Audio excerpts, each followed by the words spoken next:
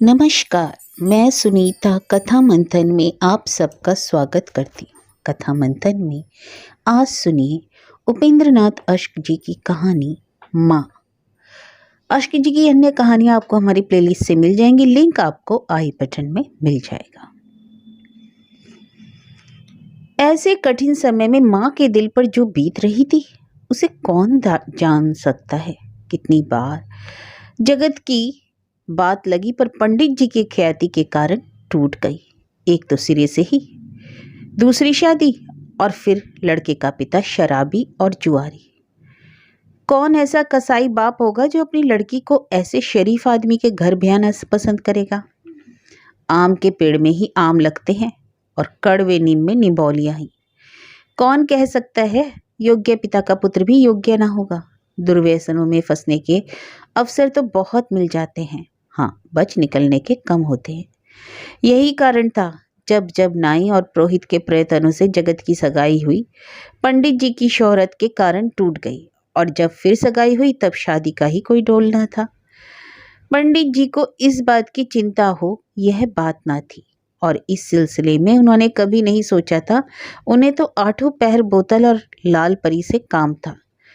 कोई मरे चाहे जिए, लड़के की शादी हो या ना हो, घर में संपन्नता हो अथवा विपन्नता, उनके लिए तो सब एक बराबर था। जब कभी तबीयत होती तब नशे में झूमकर आलाप उठते, श्यामा मेरे अवगुण चित न धरो, और निश्चिंत हो जाते, जैसे उन्हें विश्वास हो जाता कि सर्वशक्तिमान ने उनके सब गुनाह माफ कर दिए हों। यह सब तो था, पर यदि गाड़ी के दोनों पहिए बिगड़ जाएं तो वह चले ही कैसे। पिता अपने कर्तव्य को भूला हुआ था और माँ उसे यथाशक्ति पूरे किए जा रही थी, और यही कारण था कि किसी तरह सब काम चल रहा था। अंदर से हालात चाहे कितने ही बुरे हो गए हों, पर बाहर से तो साख बनी हुई थी। जगत अपने माँ बाप का इकलौता लड़का था। नूर महल के एक हाई स्कूल में साधारण टीचर था।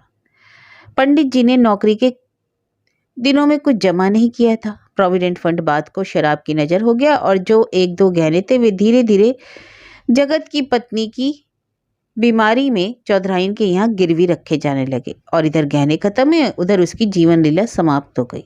अब इस विवाह के लिए क्या किया जाए, कहाँ से गहने लाए जाए, इसी बात की चिंता माँ को खाए जा रही थी।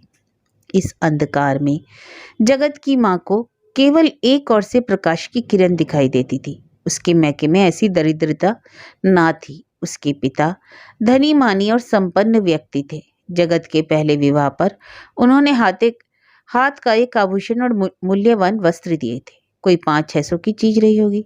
उसे आशा थी कि इस बार भी उसके पिता कुछ ना कुछ अवश्य देंगे। 500-600 ना सही, 300-400 ही सही। मगर इन 300-400 से क्या बनेगा। गहने, कपड़े, लाख बिहार, मिठाई, शादी में क्या क्या ना चाहिए। गुड्डे गुड़िया के विवाह में भी 100 व्यवस्थाएं करनी पड़ती हैं, और फिर यह तो स्त्री पुरुष का विवाह था। सोचती, यदि इस बार भी विवाह ना हो सका तो क्या होगा। सब आशाओं पर पानी फिर जाएगा।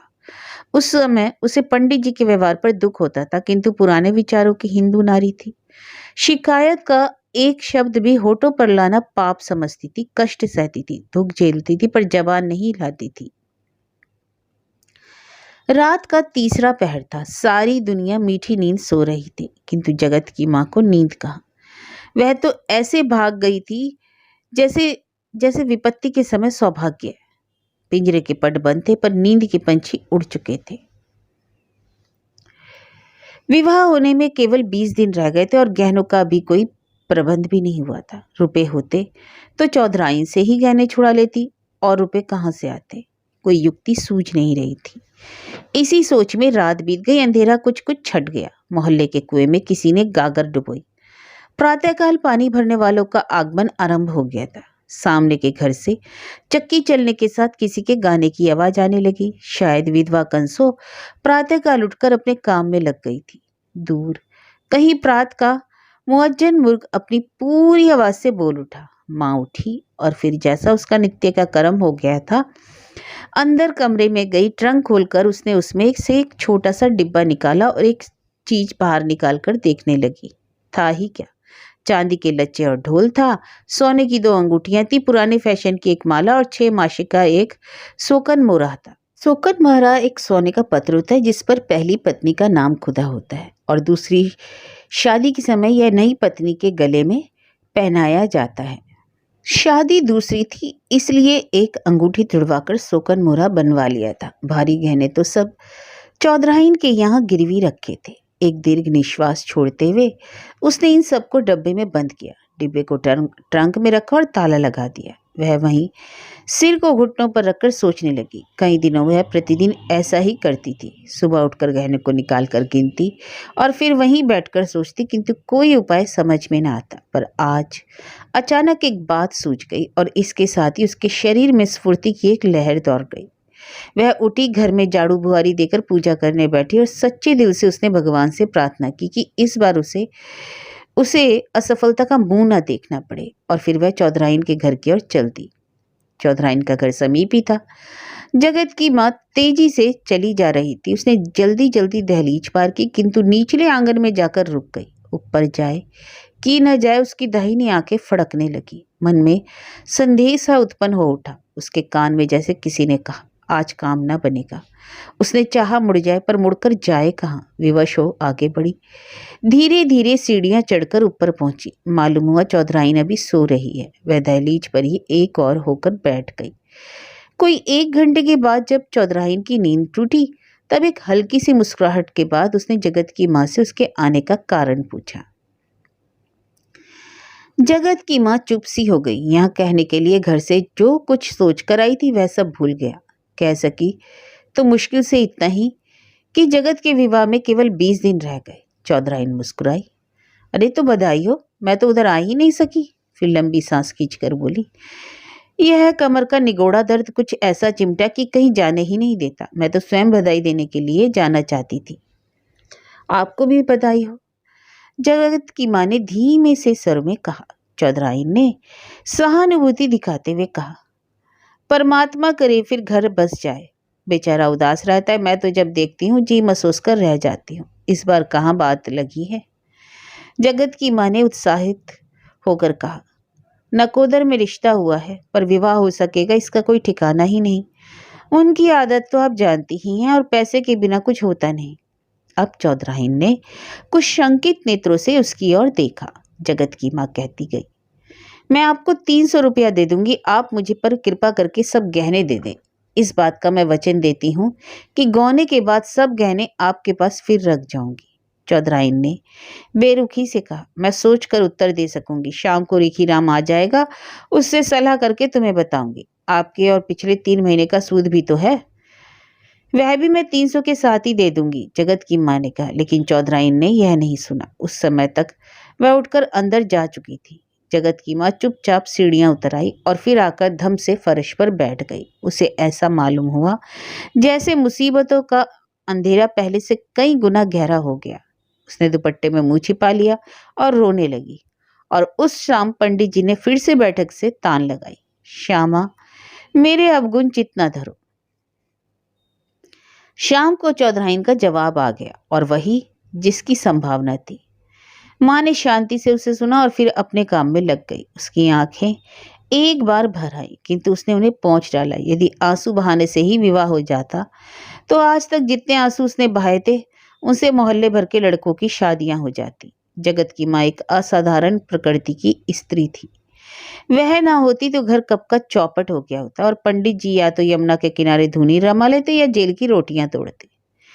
कई बार अवसर पड़ने पर जगत की माँ उनके आड़े आई थी। कई बार उसने उनके लिए रुपए का प्रबंध किया था। साहस और हिम्मत की वह मूर्ति थी। उसने जगत को एक पत्र लिखवाया कि छुट्टी लेकर आ जाए, और स्वयं अपने मायके को रवाना हो गई। होशियारपुर में उसका मायका था।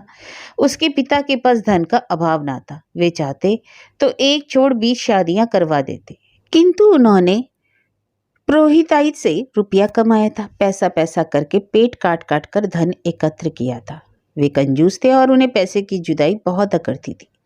फिर सबसे बढ़कर यह बात थी कि उनकी पत्नी दूसरी थी। सौतेली माँ की उपस्थिति में जगत की माँ को कुछ अधिक मिलने की संभावना ना थी। फिर भी वह सब तरफ से निराश होकर वहीं जा रही थी। किनारा कितना भी चिकना क्यों ना हो, उस पर सहारा देने की कोई वस्तु हो या ना हो, किंतु और कोई आश्रय ना पाकर डूबता हुआ उसे ही पकड़ने के लिए हाथ पांव मारता है। वहां पहुंची तब उसकी सौतेली माँ ने अड़चन डाल दी। बहुत कुछ झगड़ के बाद जगत की माँ 400 रुपये पा सकी।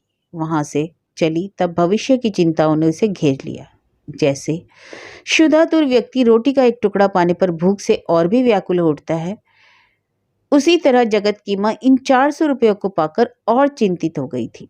अब उसका मस्तिष्क किसी न किसी तरह इन्हीं से काम निपटाने की तरकीबें सोच रहा था। चौधराइन के व्यवहार ने उसके हृदय में अलग आग सुलगा दी थी। उसके यहाँ अपना एक भी आभूषण अब वह नहीं रखना चाहती थी। घर पहुंचते ही उसने 100 रुपया तो मिठाई इत्यादि के लिए रख लिया और बाकी 300 लेकर बीबी अमर कौर के पास पहुंची ताकि उससे कुछ और रुपया लेकर चौधराइन से गहने ले ले और उन्हें अमर कौर के पास रख दे। इस बात से तो अमर कौर को कोई आपत्ति ना हो सकती थी, लेकिन जगत की माँ चाहती थी कि रुपए तो ले ले पर गहने गौने के बाद ले, और इस बात पर अमर कौर को राजी होना जरा मुश्किल ही था। कारोबार के मामले में वह भी कम सख्त ना थी, पर जगत की माँ घर से निश्चय करके निकली थी कि जैसे भी होगा उसे मना ही लेगी। अमर कौर के दिल में अभी दया का सर्वथा लोप ना हुआ था, इसलिए जगत की माँ के बहुत अनुनय विनय करने के पर वह मान गई। उसने इस शर्त पर रुपया दे दिया कि गौने के बाद उसे गहने मिल जाएंगे। अमर कौर से रुपया लेकर जगत की माँ ने चौधराइन से सब गहने ले लिए और खुशी खुशी दूसरी तैयारियां करने लगी। संध्या को जब जगत नूर महल से आया तब उसने देखा माँ का चेहरा खिला हुआ है। निश्चित तारीख को मोहल्ले से में सुहावने गीतों में गाजे बाजे के साथ बारात रवाना हुई। जगत की माँ ने शेष सब प्रबंध कैसे किया यह तो कहने की बात ही नहीं। अपने पुत्र का घर बसाने के लिए वह घर घर फिरी। अपने स्वाभिमान को उसने कुछ दिनों के लिए भुलाकर किसी से 20 किसी से 30 लेकर काम चलता किया। उसे आशा थी कि दहेज में कुछ ना कुछ जेवर अवश्य मिलेगा और 100-150 ना सही 51 रुपये तो विदा में अवश्य ही दिए जाएंगे। इससे छोटी मोटी रकमें उतर जाएंगी। अमर कौर से जिन गहनों के बदले रुपया लाई है वे उसे पहुंचा देगी। इस तरह सुगमता से सब काम हो जाएगा। तीसरे दिन बारात आ गई। खुशी खुशी जगत की माँ बहू को लेने गई। पंडित जी के संबंध में पूछा तब मालूम हुआ कि शराब खाने में औंधे मुंह पड़े हुए हैं। विवाह के गीत गाते मोहल्ले की स्त्रियां बहू को घर लाई। सब रस्में भली भांति अदा की गई।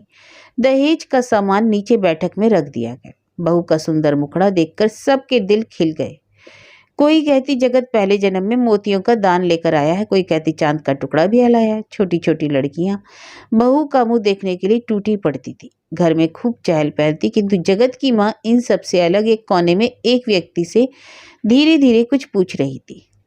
तो आपको क्या कुछ भी मालूम नहीं? कुछ भी नहीं जी, जरा भी नहीं। मुझे किसी ने पता ही नहीं चलने दिया। पर आप तो अगुआ थे। अरे वहां मुझे कौन पूछता था, अगुआ तो वहां मास्टर जी थे, मैं तो जैसे उनके हाथ की पुतली था। तो क्या आपको विदा की भेंट का भी पता नहीं? मिली भी या नहीं मिली? अरे मैं कहता हूं मुझे बिल्कुल पता नहीं। चानन राम वहां था ही कौन? सब कुछ तो मास्टर जी करते थे। मुझ तक तो किसी बात की गंध भी नहीं आई। माँ निराशा से सिर हिलाकर फिर काम में लग गई। जिस आशा के आधार पर आज तक सब कुछ करती आई थी वह आधार ही छिन गया। उल्लास की जगह फिर विषाद ने ले ली।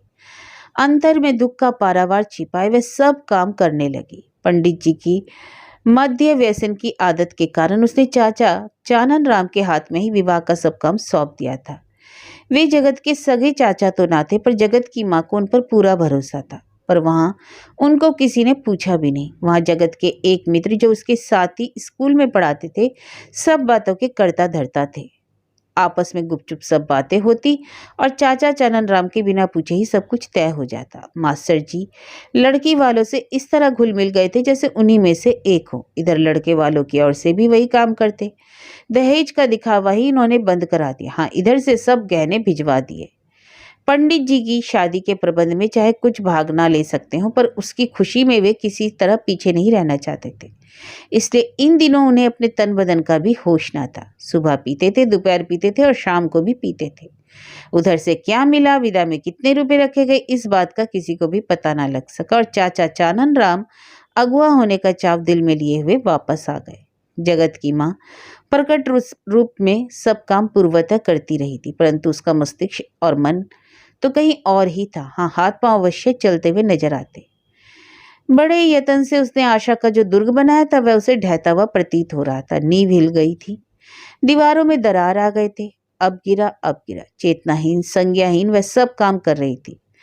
2 बार उसके हाथ से मिठाई की तश्तरी गिर पड़ी। लस्सी पीने लगी तो दुपट्टे में ही गिरती गई। वह जाग रही थी या सो रही थी, उसे कुछ मालूम नहीं था। संध्या को जब जगत ऊपर आया तब एकांत में माँ ने सब कुछ पूछने का यत्न किया, किंतु जगत ने साफ तौर पर कुछ उत्तर ही नहीं दिया। पूछा गहने कौन कौन मिले? कहा उसके पास ही है, जाकर देख लो। पूछा विदा में क्या रखा गया? कहा मास्टर जी जाने या चाचा चानन राम, और कहकर अंदर कमरे में चला गया। माँ वहीं खड़ी की खड़ी रह गई और फिर सिर को दोनों हाथों से थामकर बैठ गई। दूसरी सुबह बहू को अपने मैके जाना था। गौना यद्यपि साथ ही दे दिया गया था, पर प्रथा के अनुसार दुल्हन का एक बार अपने माता पिता के घर जाना आवश्यक था। रात को माँ ने 1-2 बार नीचे बैठक में आकर दहेज का सामान देखने की कोशिश की, पर हर बार मास्टर जी यम के दूत की भांति दरवाजे पर बैठे दिखाई दिए। अपमान और तिरस्कार से वह जल उठी। सारी रात उसने छत पर घूम घूम कर बिता दी और जब दिन चढ़ा तब उसमें हिलने की शक्ति न थी। सारी रात वह पंडित जी की राह देखती रही थी, पर वे ना आए। चाचा चानन राम को भी उसने 2 बार बुलवा भेजा, पर वे तो विवाह से आने के बाद ऐसे भागे कि फिर सूरत ही ना दिखाई। उस समय जगत की माँ अपने आप को सर्वथा असहाय और बेबस महसूस कर रही थी। विद्युत वेग से सब तैयारियां हो गई, सब कुछ तो पहले से ही तय था। जगत की माँ को कुछ सुझाई न दे रहा था। उसका अंग अंग शिथिल हो रहा था, फिर भी मशीन की भांति सब काम किए जा रही थी। दूसरी स्त्रियों के साथ वह भी दुल्हन को तांगे पर चढ़ाने गई। उसने देखा एक बड़ा सा ट्रंक जिसमें दहेज का सब सामान, गहने, कपड़े रखे थे, तांगे पर रखा हुआ है। उसे एक वस्त्र तक देखना नसीब ना हुआ।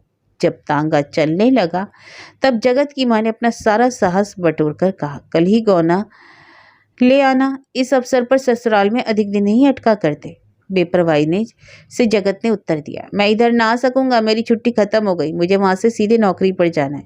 मैं वहीं से सीधा नूरमहल चला जाऊंगा। तांगा चल पड़ा। मास्टर जी ने धीरे से कहा, शुक्र है यह झंझट खत्म हुआ भाई। रोगी का खाया शराबी का कमाया एक बराबर होता है। हम तो तुम्हारे लाभ की ही बात कहेंगे। 1-2 बच्चे हो गए तो फिर क्या करोगे? शराबी के घर में इन गहनों की क्या बिसात है? माँ खड़ी की खड़ी रह गई, जैसे उसकी समस्त शक्तियां शिथिल हो गई। उसकी आंखों के आगे जैसे अंधेरा छा गया।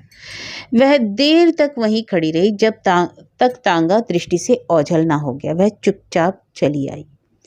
एक आह भी उसने नहीं भरी, एक निश्वास भी उसने नहीं छोड़ा, जैसे प्राणों से भी प्रिय पुत्र की के व्यवहार ने उसकी वेदना का गला ही घोट दिया हो। बैठक में एक हल्का सा कोच का सेट रखा हुआ था, कोई 20 रुपए का होगा। बस इतने परिश्रम, इतनी मेहनत के बाद उसे यह देखने को मिला। उस समय उसे महसूस हुआ जैसे विपत्तियों के अथाह सागर में वह एकाकी गोते खाने के लिए छोड़ दी गई हो। जगत वापस ना आएगा। वह अमरकुर को कौन से गहने देगी? लागियों का लाख कैसे देगी? मोहल्ले वालों की छोटी छोटी रकमें कैसे भुगताएगी? जब वे सब उससे तकाजा करेंगे तब वह क्या उत्तर देगी? जो कुछ आज तक नहीं हुआ वह अब होकर रहेगा। उसे कितना अपमानित होना पड़ेगा। उसने अमर कौर से कहा था, हाथ की 5 उंगलियां बराबर नहीं होती। संसार में दयानतदारी का खात्मा नहीं हो गया। अब वह उसे कैसे मुंह दिखाएगी? इस बेशर्मी से तो मृत्यु ही भली। माँ की आंखों के सामने अंधेरा छा गया। सहसा उसे एक ख्याल आया। पंडित जी की अलमारी में अफीम की एक डिबिया रखी रहती है। जब शराब के लिए पैसे नहीं होते थे तो वे अफीम से ही काम चला लेते थे। उसने बढ़कर डिबिया उठा ली, उसे खोला, खिल उठी। उसे जैसे विष नहीं जीवन अमृत मिल गया हो। एक बार ही सारी की सारी अफीम डिबिया से निकालकर उसने मुंह में रख ली और फिर कोच में धंस गई। जीवन के सब दुख, सारी विपत्तियां, समस्त हारें एक एक करके उसकी आंखों के सामने घूमने लगी। एक विचित्र प्रकार की तंद्रा उसकी आंखों पर छाने लगी। उस समय बाहर से गाने की आवाज आई और वही चिर परिचित जानी पहचानी सुरीली तान, श्यामा मेरे अवगुण चित न धरो। और दूसरे क्षण बगल में पगड़ी दबाए झूमते झामते पंडित जी बैठक में दाखिल हुए।